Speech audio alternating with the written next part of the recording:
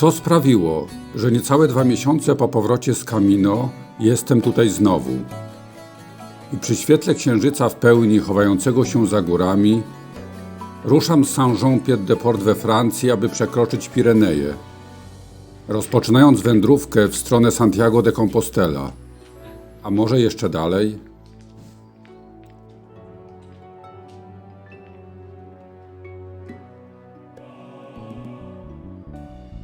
Znalazł się na to czas, bo zamknąłem pewien etap w życiu zawodowym i postanowiłem w drodze przeżyć ten okres, który i tak musiałbym przeznaczyć na szukanie nowego zajęcia. A wybór miejsca? Nie, miejsce to niewystarczające określenie dla Camina. Powiedziałbym raczej, Camino to wielowymiarowa przestrzeń, obejmująca oczywiście trasę, ale może przede wszystkim spotykanych ludzi, przyrodę, mijane wsie, miasteczka i miasta. To także charakterystyczne dla poszczególnych regionów smaki i zwyczaje, trud akceptacji zmęczenia i radzenia sobie z przeciwnościami. No i te trudne do wytłumaczenia zdarzenia.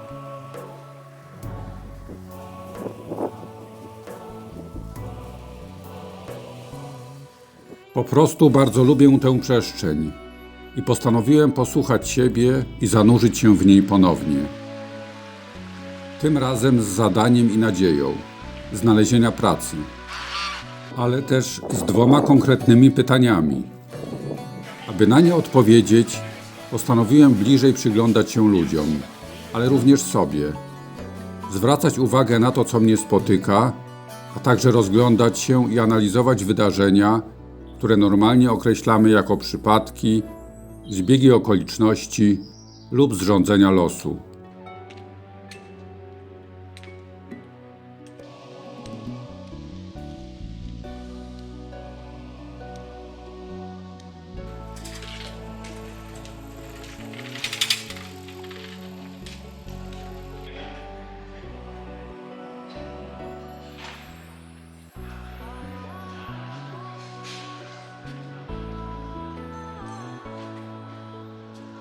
Te dziwne przypadki zaczęły się już w pierwszym dniu wędrówki. Sprawdzam godzinę, bo o 12:00 mam umówiony telefon i rozmowę rekrutacyjną. Jestem trochę niespokojny, bo niefortunnie wypadnie ona na grzbiecie Pirenejów, gdzieś w okolicy granicy francusko-hiszpańskiej. 15 minut wcześniej znalazłem ustronne miejsce w korycie wyschniętego strumienia. Jednak gdy tylko usiadłem, ogarnęła mnie lekka panika, bo okazało się, że z jednej strony dobiegały głośne dźwięki dzwonów zawieszonych na szyjach koni, a z drugiej strony żałosne beczenie owiec. Wyobraziłem sobie, jak owo beczenie rujnuje mój profesjonalny imidż, a donośne dzwonki uruchamiają dzwony w głowie rekruterki, ostrzegające przed potraktowaniem mnie jako poważnego kandydata. Niestety nie mogę już nic zrobić. W czasie rozmowy postanawiam owinąć głowę bluzą, żeby choć trochę zniwelować hałas otoczenia, ewentualnie wyjaśnić okoliczności, w których się znalazłem. Nie wygląda to jednak dobrze.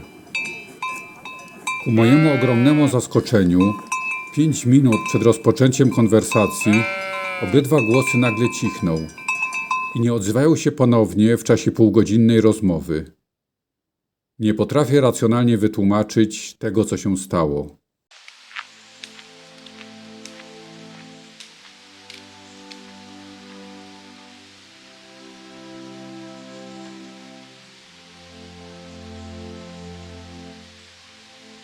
Próbuję stopniowo zmieniać podejście do czasu. Unikać wyczekiwania, aż zakończy się pewien etap i przyjdzie następny. Nie wybiegać myślami w przód, rozważając, co będę robił za chwilę. Czekając na otwarcie albergi, przestać się niecierpliwić, bo wiem, że po zameldowaniu będę miał sporo czasu do zagospodarowania. W zasadzie to słowo jest niewłaściwe. Czas po prostu jest dany i ode mnie zależy, jak z niego skorzystam.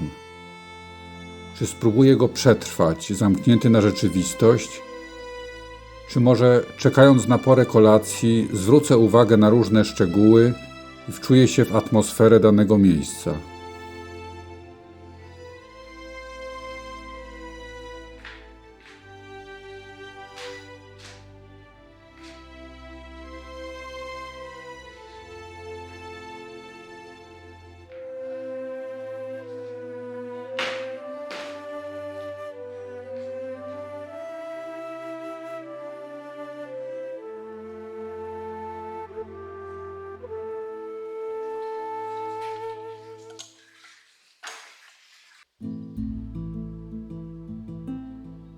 Z każdym dniem coraz bardziej zanurzam się w rzeczywistość, gdzie przestrzeń odmierza się krokami, upływ czasu wyznaczają bijące dzwony i coraz bardziej palące słońce, a ciszę przełamują kroki przeplatane stukotem kijków.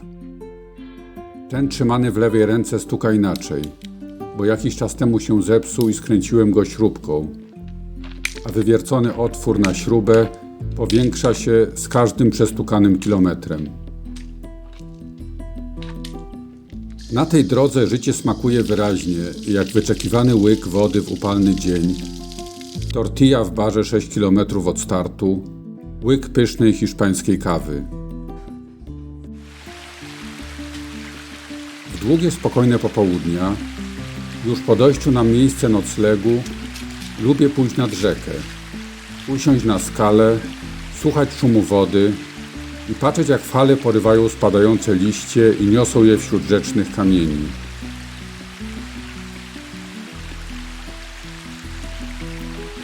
Problemy codzienności zostają za plecami i stają się nieistotne, a czasem wręcz groteskowe, jak napis na murze zauważony przy wejściu do Estei. Miałem wątpliwości, jak będę się czuł idąc samemu, bo poprzednie Camina przeżywałem w towarzystwie. Jednak już po kilku dniach okazało się, że droga w pojedynkę nie jest dla mnie problemem. Po przyjściu do schroniska siadywałem we wspólnej jadalni i chętnie rozmawiałem z ludźmi. Natomiast w czasie marszu wolałem być sam. Podobne podejście zauważyłem u wielu pielgrzymów, którzy szli sami.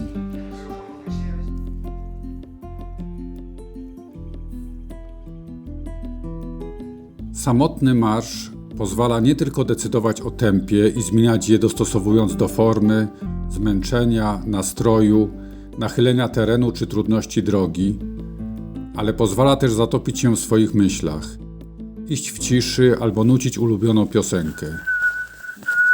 Idąc samemu byłem bardziej uważny, zwracałem uwagę na więcej szczegółów i wypatrywałem nie tylko znaków, tak aby nie zgubić drogi, ale patrzyłem, co dzieje się dookoła, jaki krajobraz mnie otacza, zwracałem uwagę na mijanych ludzi.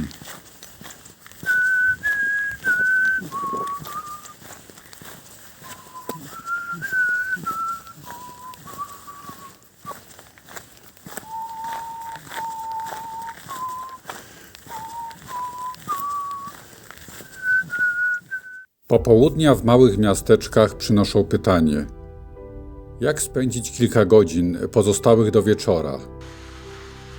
Oczywiście po zrobieniu obowiązkowego codziennego prania, zazwyczaj ręcznego, a co jakiś czas w automacie.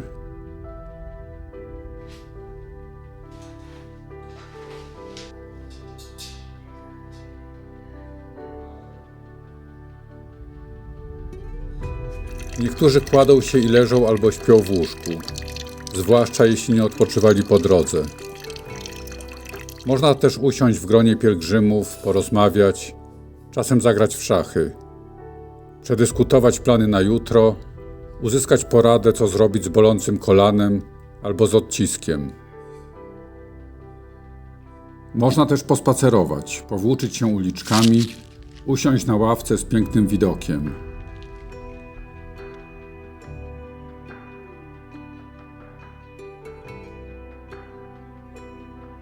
Jeśli wciąż praży słońce, zdarza się, że przechodzący tamtędy staruszek domyślnie zapyta: „¿Quieres sombra?” i wskaże palcem miejsce oddalone kilkaset metrów, również z przepięknym widokiem, ale w tak bardzo pożądanym cieniu. Budynek, w którym spałem, ma 2 wejścia. Rano wstaję jako jeden z pierwszych, cicho wynoszę rzeczy z pokoju i już na zewnątrz przed budynkiem upycham je w plecaku.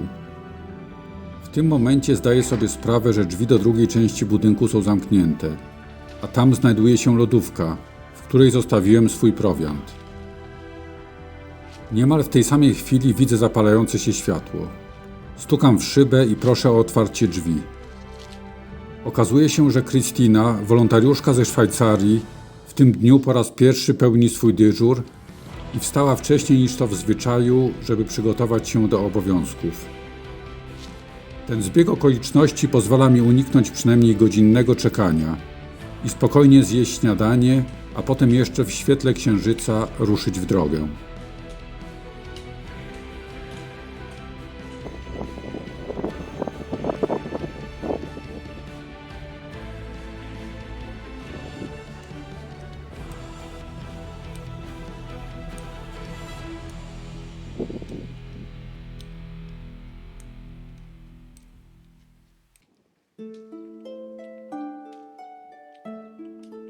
To było wczoraj, na dosyć wymagającym odcinku przed Osebreiro, wioską na szczycie góry. Akurat z kimś rozmawiałem. Podeszła do nas z twarzą i szyją pokrytą opuchniętymi śladami po ugryzieniach owadów.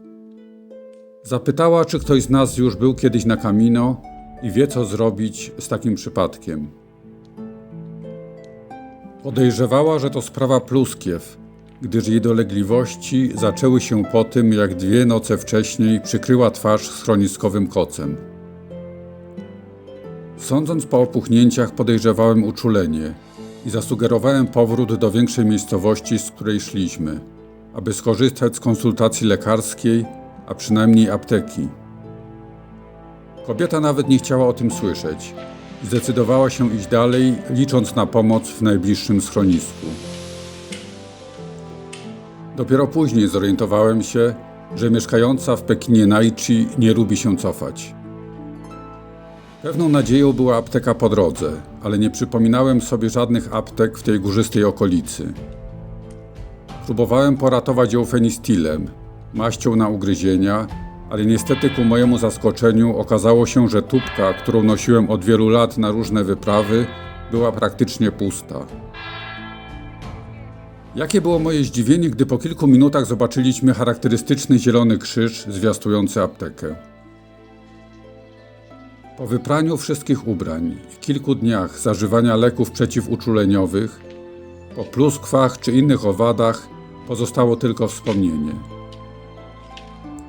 Często zatrzymywaliśmy się w tych samych schroniskach, gdzie wieczorami Naichi pracowała i planowała kolejny dzień, a ja po kolacji rozgrywałem kilka partii szachów.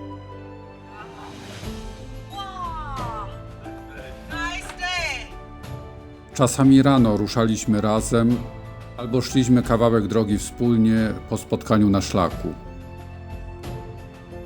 Kiedyś zagadaliśmy się po drodze i przeoczyliśmy zakręt szlaku. Gdy zasugerowałem okołokilometrowy powrót na szlak, Naichi zaproponowała inną trasę, dochodzącą do szlaku w dalszym punkcie. Przypomniałem sobie wtedy ze śmiechem, że Naichi nigdy się nie cofa. Innym razem dotarliśmy do schroniska, które okazało się zamknięte.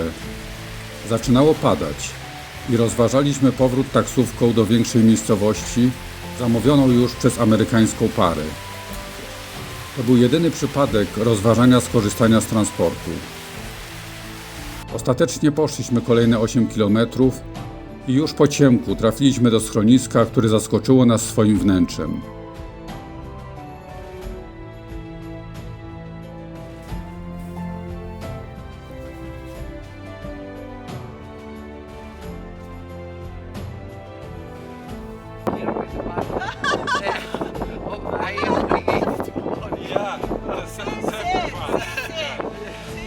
Po kilku kolejnych dniach razem dotarliśmy do Santiago i nasze drogi rozdzieliły się dopiero nazajutrz.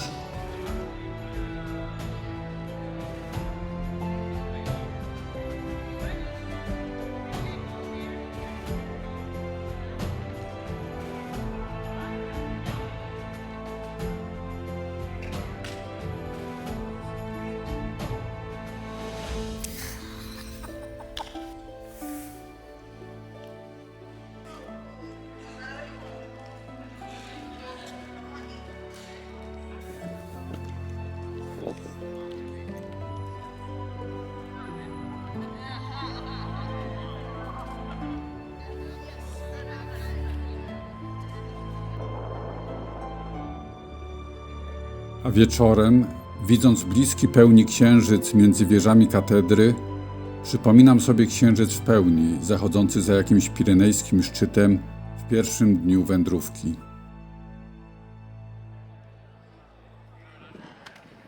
W Santiago, na placu przed katedrą, było znacznie mniej pielgrzymów niż w lecie. Nie spotkałem też nikogo znajomego.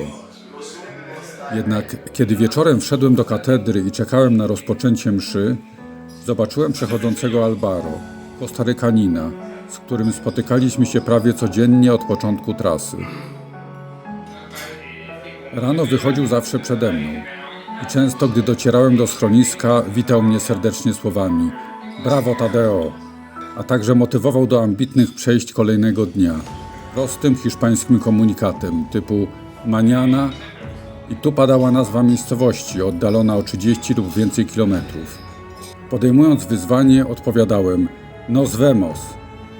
Przyzwyczaiłem się do jego twarzy w schroniskach, na wieczornych mszach, w jakimś barze w trakcie dnia. Moja znajomość hiszpańskiego nie pozwalała na głębsze rozmowy, ale uśmiech, gestykulacja i proste zwroty wystarczały, aby przekazać sobie oznaki sympatii i pozytywną energię. Podobnie było z Włochem Francesco, który nie przegapił żadnej okazji, aby się pośmiać, pożartować, prezentując imponujący zestaw min i gestów. Za to Hiszpan Salba mógł podzielić się ze mną niesamowitymi historiami, bo świetnie mówił po angielsku. Kanadyjka Susan tym razem kończyła przejście w León. Zanim tam doszliśmy, znaleźliśmy wiele wspólnych tematów, które mieliśmy okazję omówić w czasie pokonywanych razem fragmentów szlaku. Czasami towarzyszył nam Lukas z Anglii. To właśnie w schronisku w León spotkałem Gaëtan, francuskiego kleryka. Byłem przekonany, że widzimy się pierwszy i ostatni raz, bo planował kontynuować zupełnie inną trasą. Jakież było moje zdziwienie, gdy po około 2 tygodniach ponownie spotkaliśmy się w położonym na uboczu schronisku na trasie między Porto a Santiago. Oprócz rozegrania kilku partii szachów, wzięliśmy tam udział w pełnej emocji dyskusji, zainicjowanej przez gospodarza schroniska. Od Santiago Gaëtan podróżował ze swoim przyjacielem Gaston, który jako zawodowy kucharz uraczył nas wyśmienitym daniem w czasie jednego z kolejnych noclegów.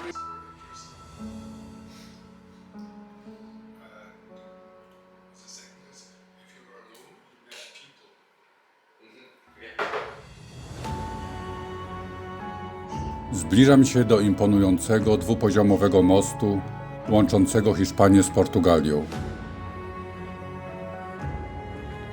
U góry biegnie linia kolejowa, a poniżej droga dla samochodów i kładka dla pieszych.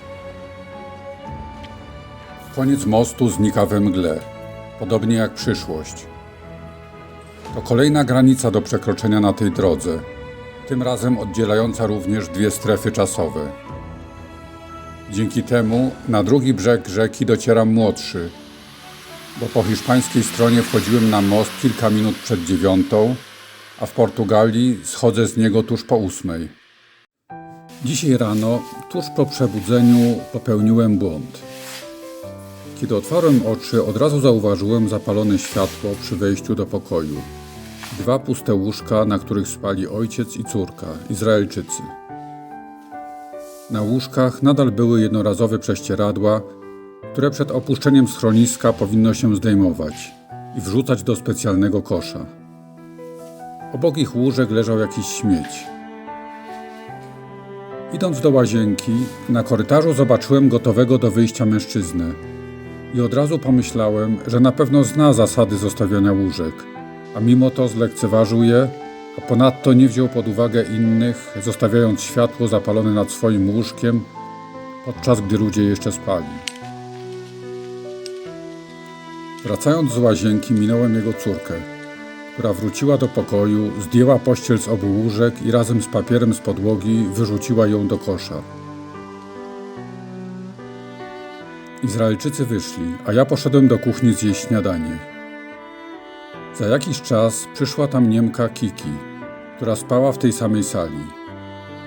Po przywitaniu, nie wiedzieć czemu, Podzieliła się ze mną informacją, że rano światło w sali włączyło się automatycznie i nie było sposobu, żeby go wyłączyć. Dlaczego powiedziała mi akurat to, chociaż nic nie wiedziała o moich myślach? Zaszokował mnie ten delikatny, a równocześnie niesamowicie wyraźny sposób, w jaki życie zachęciło mnie do pracy nad powstrzymaniem się od osądzania innych.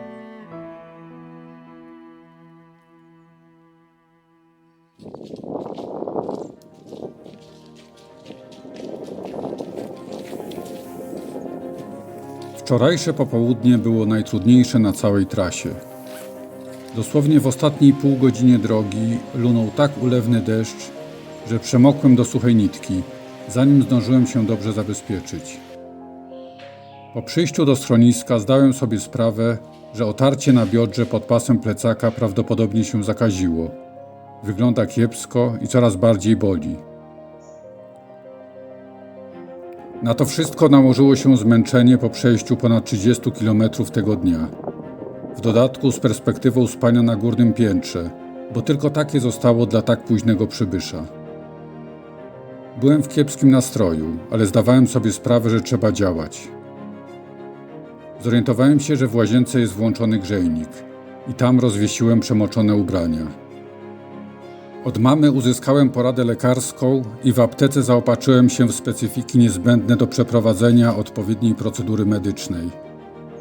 I oczywiście zjadłem konkretną kolację. Rano ubrania były suche, ból wyraźnie zmalał i świat znowu wyglądał pięknie. Pomimo tego, że pasa biodrowego nie dałem rady zapiąć już do końca wędrówki.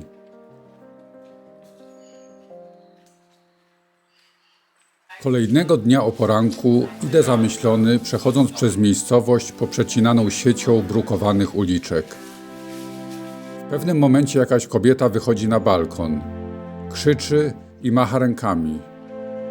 Domyślam się, że idę złą drogą, bo pokazuje mi, żebym zawrócił. Zgubiłem szlak, a ona musiała przez okno mnie zauważyć i wybiegła na balkon, aby wskazać mi właściwy kierunek. Doceniam ten gest, bo wiało tak, że chciało urwać głowę i nikt z pewnością nie miał ochoty wychylać nosa z domu. Podobne sytuacje na drodze są częste. W miastach miejscowi pokazują kierunek, gdy zauważą bezradnie rozglądającego się pielgrzyma. Czasem wskazówkę otrzymamy od kogoś zza szyby okna. Innym razem będzie to ktoś siedzący w barze przy ulicy. To nie tylko pomoc w nawigacji, ale może przede wszystkim oznaka życzliwości, sygnał, że ktoś mnie zauważa i nie traktuje z obojętnością.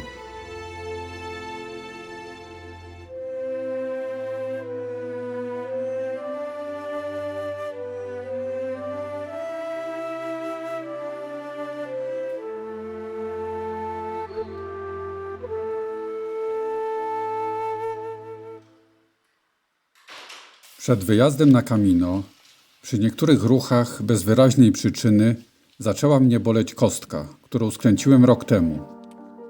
Trochę mnie to zmartwiło i wrzuciłem do plecaka ortezę, stabilizator kostki, którego używałem w okresie rehabilitacji. W trakcie Camino kostka miała się dobrze i prawie zapomniałem o sprzęcie, który niosłem. Kiedy moja wędrówka zbliżała się już do końca i szedłem z Santiago do Porto, zatrzymałem się na popołudniową przerwę, aby coś zjeść i wypić sok wyciśnięty ze znalezionej po drodze cytryny. W pewnym momencie przy mojej ławce zatrzymała się dziewczyna i zaczęła rozmowę. Katerina z Niemiec powiedziała mi, że jakiś czas temu skręciła kostkę, która podczas marszu ją boli, co ją mocno niepokoi. Od razu pomyślałem o moim stabilizatorze i zaproponowałem, żeby go sobie wzięła.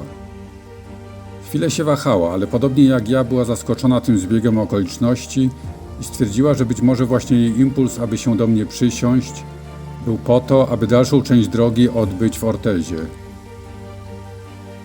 Ubrała ortezę i lekko utykając ruszyła dalej. Zastanowiło mnie, jaką drogę musiała przebyć ta orteza, żeby trafić w ręce a raczej na nogę potrzebującej osoby. Camino uczy dystansu do rzeczy. Niesiemy tylko to, co najpotrzebniejsze, ale i z tym czasem musimy się rozstać, bo przypadkowo zostawimy jakiś sprzęt czy ubranie gdzieś po drodze lub w schronisku, albo po prostu zużyje się, podobnie jak moje buty, które drugiego Camino już nie przetrwały. A poszukiwania pracy? No cóż, przeprowadziłem wiele rozmów. Nie tylko w górach, ale też w jadalniach schronisk, w korytarzu za prysznicami, bezpośrednio na drodze. Niekiedy musiałem rezerwować pokój, aby w lepszych warunkach uczestniczyć w rozmowie wideo. Była to też okazja do regeneracji sił i przez moment poczucia się jak luksusowy turysta.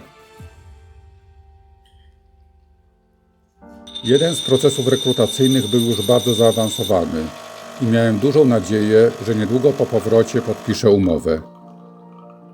Stało się inaczej, ale po początkowym rozczarowaniu nie martwiłem się tym długo, bo Camino nauczyło mnie również tego, że nigdy nie mogę mieć pewności, jaki obrót spraw będzie dla mnie najlepszy.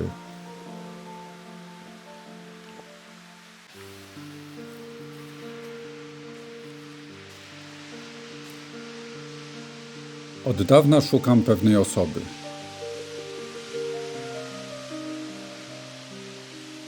W ciągu stuleci wielu twierdziło, że ona wciąż żyje i doświadczają jej obecności. Jednym z nich był Jakub, zwany w Hiszpanii Santiago, który wierność temu przekonaniu przypłacił życiem. Młodszy brat Jakuba, Jan, również należący do grupy najbliższych towarzyszy owego człowieka, zapamiętał, że w czasie pożegnalnej kolacji w przeddzień swojej śmierci przedstawił się on jako droga, prawda i życie. Te słowa nie dawały mi spokoju. Co to znaczy, że ktoś jest życiem i czym właściwie jest życie? Chciałbym go spotkać, bo jego przesłanie i sposób życia intryguje mnie i zachwyca. Śmiałe wychodzenie poza religijne, kulturowe i obyczajowe schematy, które wynikało z zauważenia drugiego człowieka i jego potrzeb. Brak osądzania, praktyczne okazywanie życzliwości i troski. Niezwykła mądrość i głębia wypowiadanych prawd. Prostota, minimalizm, spójność i autentyczność. Zamiłowanie do wędrówek i bycia w ciągłym ruchu. Wierność prawdzie, sobie i Bogu, która doprowadza do śmierci, a w czasie egzekucji konsekwentne trwanie przy swoich wartościach i szacunku do każdego człowieka. I wreszcie to tajemnicze przejście do nowego życia. Na Camino, czyli drodze prowadzącej do grobu Jakuba, spotkałem wielu ludzi, którzy okazywali podobne postawy. Nie w tak dramatycznym i pełnym wymiarze, ale wyraźne w ich gestach, słowach, spojrzeniach, uśmiechu. Były to często osoby niewierzące, wątpiące, szukające, czasem też te wierzące, każda na swój sposób. Ich wyznanie lub brak nie były istotne.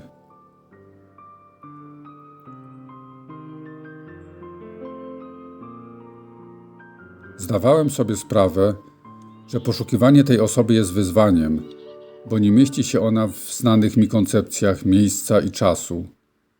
Wydaje się aktywnie działać, ale nie sposób przewidzieć jej następnego ruchu, ani przymusić do działania w taki sposób, jakbym sobie tego życzył.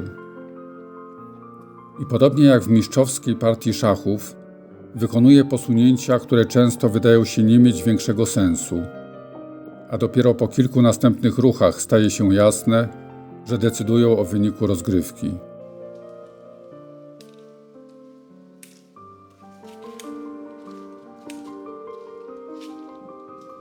Przemierzając tę drogę, bliżej przyglądałem się życiu i ze zdumieniem spostrzegłem, że konsekwentnie troszczy się ona o mnie i innych pielgrzymów na różne, często niezwykłe sposoby.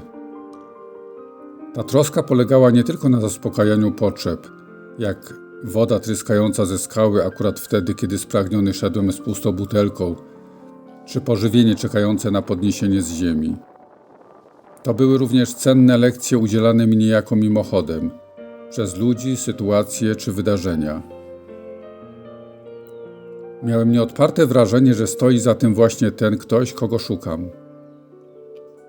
Dojrzewałem do przekonania, że jego obecności można doświadczyć nie tylko w tak zwanych zbiegach okoliczności, ale również w pięknie przyrody, zjawiskach atmosferycznych, porywach serca i w innym człowieku. Zastanowiło mnie też, że z jakiegoś powodu nie czułem się samotny, chociaż tygodniami wędrowałem w pojedynkę, często przez odludne tereny. Mam wrażenie, że obserwacje i osobiste przeżycia na Camino przybliżyły mnie trochę do prawdy o tej osobie, którą wspomniany Jan w liście napisanym pod koniec swojego długiego życia nazwał też innym imieniem – miłość.